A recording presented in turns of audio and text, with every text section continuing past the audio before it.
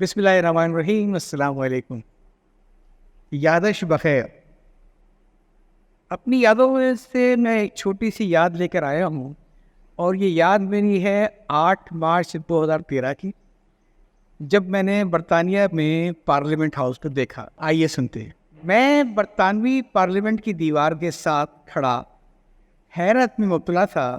سڑک پر گاڑیوں اور فٹ پاتھ پر سیاحوں کے ہجوم کے درمیان ممبران پارلیمنٹ خاموشی سے گاڑیاں پارک کر کے پارلیمنٹ میں جا رہے تھے. نہ ڈرائیور، نہ گارڈ، نہ ہٹو بچوں کا شو، نہ ڈگی کھود کر گاڑی کی تلاشی.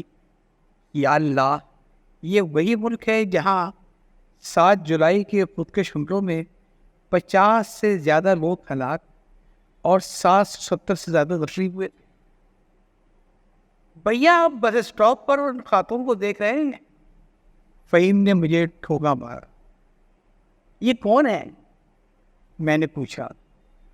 یہ مشہور برطانوی پارلیمنٹری رکن فلاں ہیں. ان کا سیاست میں اثر و رسوخ فہمیدہ مرزا کی طرح بہت زیادہ ہے. مگر یہ بس اسٹاپ پر کھڑی کیا کر رہی ہیں؟ شاید گھر جانے کے لیے ٹیکسی کا انتظار. اچانک مجھے لگا کہ میں اسپاٹ کر لیا گیا ہوں. پولیس میری طرف آ رہی تھی. یونیفارم میں ملبوس ایک پختہ عمر کی خاتون، مگر بقول رئیسانی پولیس تو پولیس ہوتی ہے، مرد ہو یا عورت، جوان ہو یا بوڑھی. چند لمحوں میں بہت ساری باتیں میرے ذہن میں ٹکمکانے لگیں. یا اللہ، اتنی دیر کھڑے ہونے کی ضرورت کیا تھی؟ یہ پاسپورٹ کیوں گھر چھوڑ کر آ گیا؟ افضل گرو کی پھانسی کے بعد کرتے شلوار اور داڑھی والے مشکوک پاکستانی کو پارلیمنٹ ہاؤس کی ریکی کرتے ہوئے پولیس نے تحویل میں لے لیا، وغیرہ وغیرہ. مجال ہے جو ایک بھی نیک خیال دل لایا ہو. خاتون پولیس افسر نے بہت احترام کے ساتھ ہیلو ہائی کی. میری خیریت معلوم کی. اب کیا ہوگا؟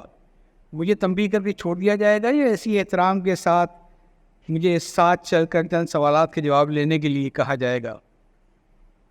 میں پیاز کے گھوڑے دوڑا رہا تھا، مگر خاتون پولیس افسر نے ایک تیسری بات ایسی کہی کہ میرا دماغ پھک سے اڑ گیا.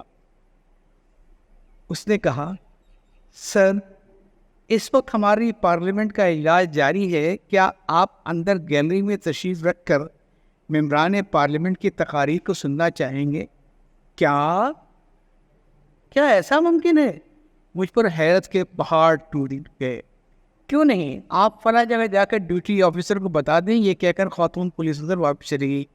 مجھے کانوں پر یقین نہ آیا، مگر سوچا کہ اس جھوٹی کو گھر تک چھوڑنا چاہیے. اس کی بتائی ہوئی جگہ پر جا کر مدعا بیان کیا. ڈیوٹی آفیسر نے بڑے احترام سے کہا، اگر آپ چاہتے ہیں کہ پوری عمارت کا گائیڈ کی مدد سے دورہ کریں تو ہفتے کو تشریف لائیے. اس وقت تو آپ صرف گیلری میں بیٹھ کر تقریریں ہی سن سکتے ہیں.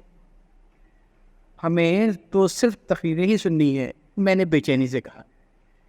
میں آپ کو مشورہ دوں گا کہ 3 بجے تشریف لائیں تاکہ دارالعوام کے ساتھ دارالعمرہ کی کارروائی بھی سن سکیں. مگر ہمیں صرف دارالعوام کی کارروائی ہی دیکھنی ہے. پھر آپ لوگ اندر تشریف لے آئیے. آفیسر نے راستہ دے کر اندر آنے کا. پہلا دروازہ کھلا. ہم سب پارلیمنٹ کے اندر موجود تھے. پہلے مرحلے میں تصویر کھینچ کر ہاتھ کے ہاتھ شناختی کارڈ بنا کر گلے میں ڈالا گیا. کسی نے نہ نام معلوم کیا، نہ پاسپورٹ مانگا. پھر سامان اسکین مشین سے گزار کر ہمیں بھی اسکینر سے گزرنے کے لیے کہا. نہ بدن پر بلہ پھیرا گیا، نہ تلاشی کے بہانے پورا جسم ٹٹولا گیا. صرف سامان دیتے وقت بہت ملائمت سے درخواست کی گئی، سر، اندر بلڈنگ میں تصویر کشی مت کیجیے گا، اس کی ممانعت ہے. پھر ہم عمارت کے اندر گھومتے ہوئے دارالعوام کے دروازے تک پہنچ گئے. راستے میں کئی جگہ بہت احترام سے گائیڈ کیا گیا، سر اب آپ اس طرف سے جائیں، وہاں ہمارے ساتھی آپ کی مزید رہنمائی کریں گے. سیڑھی کے پاس آفیسر نے پوچھا سر اگر سیڑھیاں چڑھنے میں کوئی مشکل ہو تو بتائیے. جب ہم بالکل ایوان میں داخل ہونے لگے تو دستی سامان اور موبائل لے کر ہمیں ٹوکن جاری کر دیا گیا. اب ہم دارالعوام کے مہمانوں کی نشست گیلری میں کارروائی دیکھنے لگے جہاں لیبر پارٹی کے رکن پارلیمنٹ سیما ملہوترا ایک بل پیش کر رہی تھی. بہت زیادہ حیرتناک بات یہ تھی کہ ہر ایک کشن میں لکڑی کے جن بڑے بینچوں پر گیلری میں سارے مہمان بیٹھے تھے جن میں اکثریت اسکولوں کالجوں اور یونیورسٹی کے طلباء کے گروپوں کی تھی جو اپنے اساتذہ کے ساتھ آئے تھے، بالکل ویسی ہی بینچوں پر حزب اقتدار اور حزب اختلاف کے سب اراکین بھی بیٹھے تھے. یوں جہان حیرت کا یہ سفر ختم ہوا. ہم نے پارلیمنٹ ہاؤس کے کیفیٹیریا میں کافی پی اور باہر آ گئے. یاد چاہتا ہوں. اللہ حافظ.